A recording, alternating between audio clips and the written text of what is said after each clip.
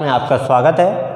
जैसा कि हम लोग जानते हैं, पिछली वीडियो में हमने चैप्टर 2 के न्यूमेरिकलों को ख़त्म किया था, तो उसी के अनुसार आज आगे देखते हुए चैप्टर 3 को कंप्लीट करेंगे। आज उसकी थोड़ी थ्योरी देखेंगे। चैप्टर 3 जिसका नाम है वैद्युत विभव।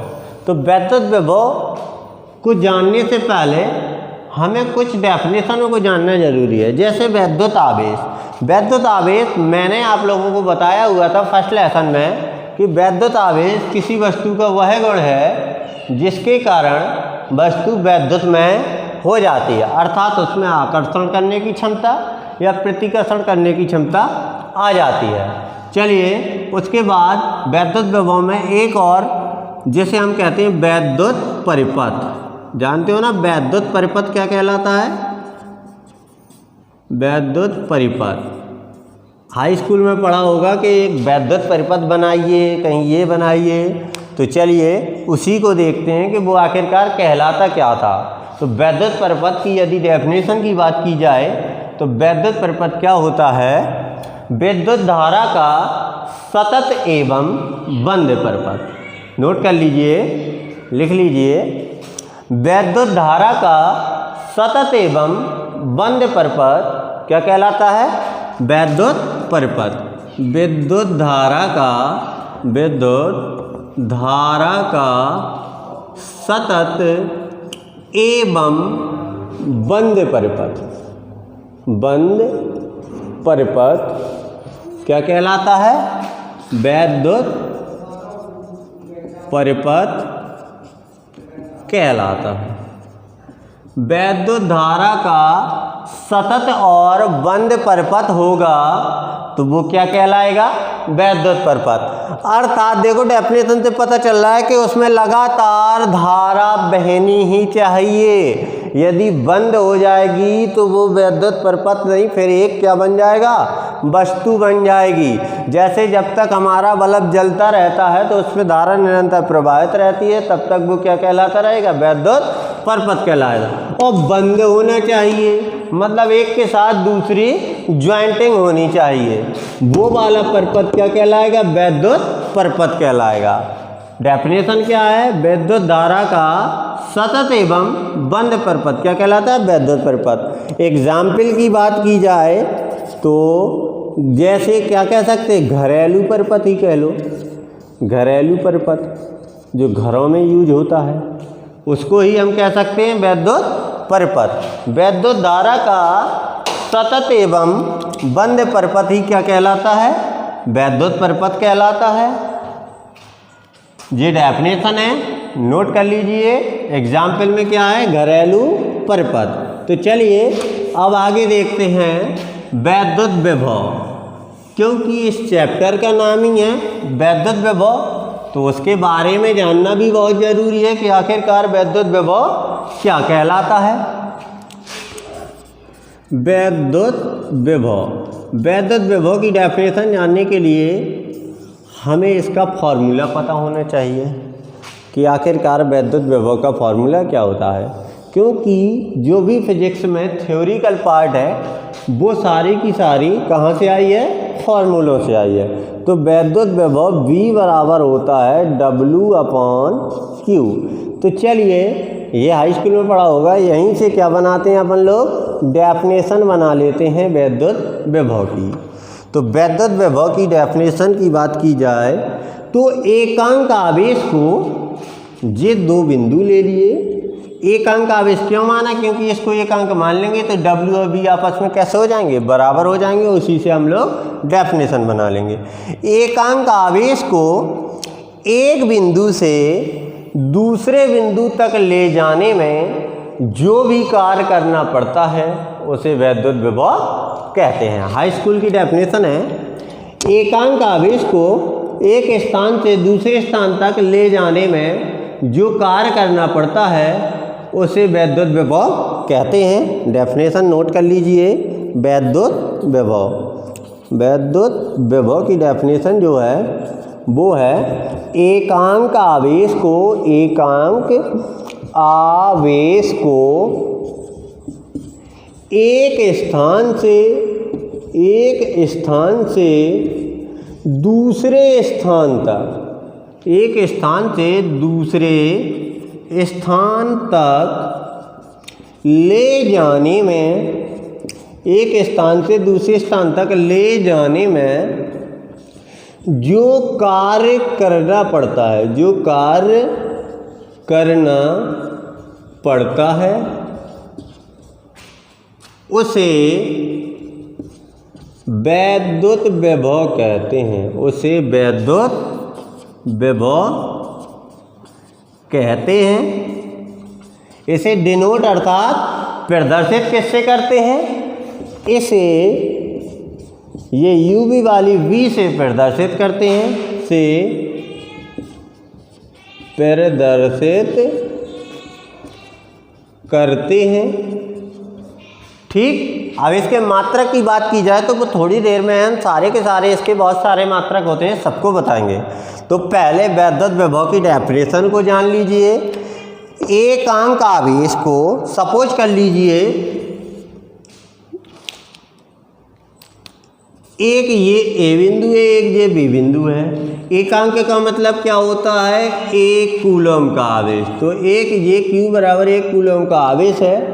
बी बिंदु से कहाँ तक लाए इसको, ए तक लाने में उसने W कार्य किया है। एक कूलम के आवेश है, एक एकांक आवेश है, उसको बी से ए तक लाने में उसने W कार्य किया है।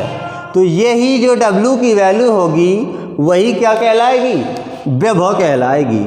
क्या है, एकांक आवेश को एक स्थान से दूसरे स्थान तक ले जाने में जो कार्य करना पड़ता है उसे वैद्युत विभव कहते हैं। इसे B से प्रदर्शित करते हैं। इसके मात्रकों और विमा की बात हम करने वाले हैं। तो चलिए करते हैं इसका मात्रक और विमा आखिरकार है क्या। तो चलिए देखते हैं B का मात्रक। पहले B का मात्रक आप लोग बहुत अच्छे से निकालना जानते हैं, सूत्र से ही मात्रक निकालेंगे। क्या होता है, B बराबर W/Q, अर्थात B कार का मात्रक क्या होता है, जूल। और यहाँ पे Q अर्थात आवेश का मात्रक क्या होता है, कूलम। तो हमारे पास जो विभवांतर का मात्रक था वो क्या निकल के आया, जूल प्रति कूलम। इसी जूल प्रति कूलम को एक साइंटिस्ट थे जिनका नाम था बोल्ट। तो उन्हीं के नाम पर इसी जूल प्रति कूलम को क्या कहा जाता है, बोल्ट कहा जाता है। ठीक, यदि कोई पूछे कि जूल प्रति कूलम किसके बराबर होता है तो वो वोल्ट के बराबर होता है। ये दोनों किसके मात्रक हैं, तो वो विभवांतर अर्थात वैद्युत विभव के मात्रक हैं। ठीक, वैद्युत विभव का मात्रक क्या है, जूल प्रति कूलम। परिभाषा क्या है, एकांक आवेश को एक स्थान से दूसरे स्थान तक ले जाने में जो भी कार्य करना पड़ा वही क्या कहलाया, वैद्युत विभव कहलाया। इसे B से डिनोट करते हैं। इसका जो मात्रक होता है वो जूल प्रति कूलम या वोल्ट होता है। अब चलिए बात करते हैं B की विमा। विमा कैसे निकलती है भाई, विमा निकलती है मात्रक से। और मात्रक हम लोग जानते हैं कि V का मात्रक जो होता है वो होता है जूल प्रति कूलम। और विमा निकालने के लिए इन्हें मूल मात्रकों में बदलना पड़ेगा। तो जूल अर्थात कार्य को मूल मात्रक में बदलेंगे तो देखिए क्या होता है, कार्य का मूल मात्रक क्या होता है, न्यूटन मीटर बनाया, क्योंकि W बराबर है F/D। F अर्थात न्यूटन, D मतलब मीटर, और कूलम को बनाया Q बराबर IT मतलब एम्पियर सेकेंड। देखिए कुछ मूल मात्रक बने हैं अभी, लेकिन न्यूटन अभी मूल मात्रक नहीं बना है। तो F बराबर ma से वो भी बन जाएगा मूल मात्रक। तो न्यूटन F बराबर ma अर्थात किलोग्राम मीटर प्रति सेकंड का स्क्वायर, और जी गुणा में जी मीटर है और अपॉन में जी एम्पियर है और यहाँ पर सेकंड है। ठीक। तो चलिए अच्छे से सॉल्व करते हैं। तो हमारे पास मिला किलोग्राम, देखो मीटर मीटर मीटर स्क्वायर प्रति एम्पियर सेकंड की पावर 3। चलिए राशियों को रख देते हैं। M kilogram, metre square L square, ampere A, second cube T cube. और अच्छे से सॉल्व करेंगे तो हमारे पास आ जाएगा एम एल स्क्वायर ए की पावर -1, पहले टी लिख लो, टी की पावर -3 ए की पावर -1, और इसको रखा जाता है बड़े कोष्टक में। तो वैद्युत विभव की विमा क्या आ गई, एम एल स्क्वायर टी की पावर -3 ए की पावर -1। चलिए इसको नोट कर लीजिए, बी की विमा। देखिए लिखना कैसे है। सबसे पहले वैद्युत परिपथ, विद्युत धारा का सतत एवं बंद परिपथ, उसके बाद बी अर्थात विभवांतर की परिभाषा, उसके बाद उसका मात्रक कैसे निकाला, उसके बाद ये विमा लगाने का तरीका। फिर लगाइए, इसके आगे हम देखते हैं।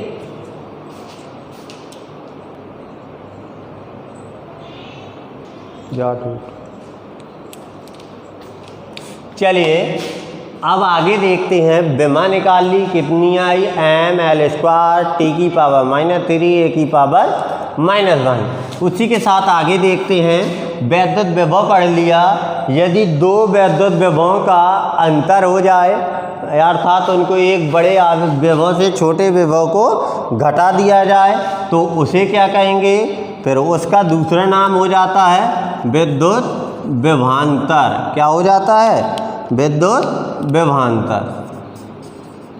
अब उसको क्या कहते हैं, दो विभवों का यदि अंतर हो जाएगा तो वो कहलाएगा विद्युत विभवांतर। या इसकी एक डेफिनेशन और प्रचलित है कि एकांक आवेश को अनंत से वैद्युत क्षेत्र में लाया जाएगा तो वो कहलाएगा विद्युत विभवांतर। या फिर दो विभवों का अंतर कहलाएगा विद्युत विभवांतर। जो डेफिनेशन अच्छी लगे वही लिख लो। मेरे हिसाब से तो सबसे शॉर्ट डेफिनेशन इसी को लिख लो। दो विभवों के अंतर को विभवांतर कहते हैं। यदि तुम्हें ये अच्छी नहीं लग रही है तो दूसरी वाली भी लिख सकते हैं। एकांक आवेश को अनंत से वैद्युत क्षेत्र में लाने में जो कार्य करना पड़े उसे वैद्युत विभवांतर कहते हैं। तो चलिए देखते हैं वैद्युत विभवांतर। दो विभवों का विभवों के अंतर को, अंतर अर्थात घटाना, अंतर को वैद्युत विभवांतर कहते हैं। यदि दो विभवों में अंतर आ जाएगा तो वो क्या कहलाएगा, वैद्युत विभवांतर कहलाएगा। मात्रक देखिए, क्योंकि घटा रहे हैं तो मात्रक तो चेंजिंग होने वाला है नहीं है। यदि गुणा करते तो चेंजिंग होता, और जोड़ने और घटाने में मात्रक चेंज नहीं होता है। ये विमा वाले लेसन में आप लोगों ने पढ़ा होगा कि समान मात्रक वाली राशियां ही जोड़ी या घटाई जाती हैं। तो उसी हिसाब से जब दो विभव हैं तो दोनों की मात्रक क्या होंगे, वोल्ट घटाएंगे, तो उसको डिनोट करने के लिए डेल्टा वी लेते हैं। और यहाँ पे दो विभवों का जे अंतर है तो जे आ गया विभवांतर। दो विभवों का अंतर अर्थात हम ले सकते हैं V V minus V A बराबर W/Q। ये बी बिंदु पर विभव है, ये ए बिंदु पर विभव है, तो ये कहलाता है वैद्युत विभवांतर। चलिए और देखते हैं। वैद्युत विभवांतर की एक अच्छी बात होती है कि वो हमेशा ऊंचे विभव से नीचे विभव की ओर बहता है। कैसा, ऊंचे विभव से नीचे विभव की ओर बहता है। ये तो सबकी खासियत होती है, लेकिन इसकी एक दूसरी खासियत भी होती है कि यदि ऋणावेश हो इनके बीच में तो ये उल्टा बहेगा।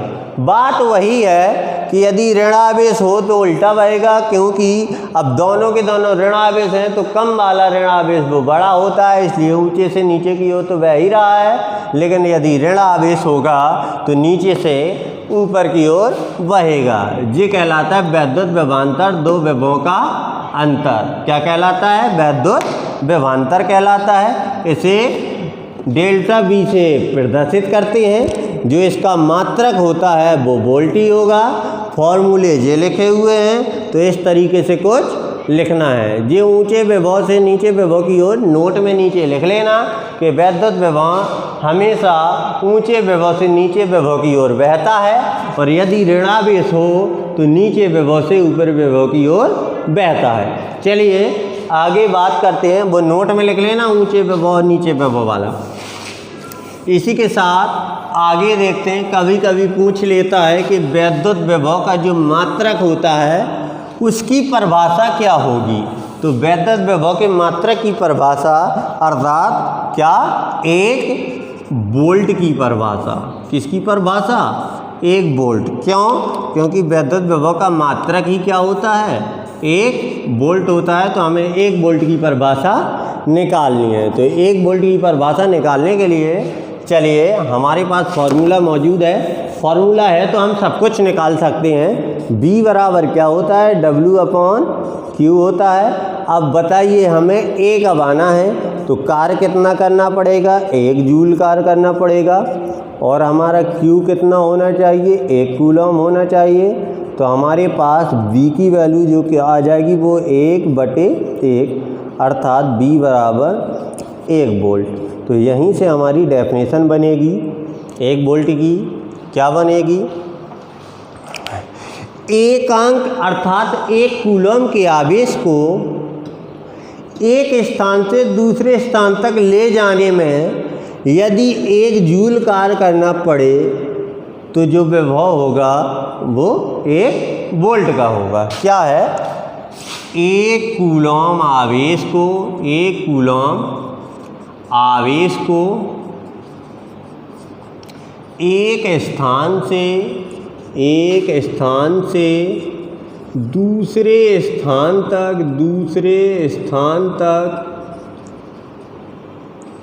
ले जाने में यदि 1 जूल कार्य करना पड़े, 1 जूल कार्य करना पड़े या कार्य करना पड़ता है, तब विभव कितना होता है? 1 वोल्ट होता है या होगा। ठीक। 1 कूलम आवेश को एक स्थान से दूसरे स्थान तक ले जाने में यदि 1 जूल कार्य करना पड़ता है तब विभव क्या होता है? 1 वोल्ट होता है। देखिए हमने सॉल्यूशन करके दिखाया तो कितना आया? 1 वोल्ट आया। तो ऐसे हम लोग डेफिनेशन बनाते हैं। तो चलिए इसको नोट कर लीजिए। आज की क्लास यहीं पे समाप्त होती है। आगे कल देखते हैं। इन डेफिनेशनों को थोड़ा अच्छे से लर्न कर लेना, क्योंकि इन्हीं पे बेस पे थोड़ी आगे की थ्योरी है। नमस्कार।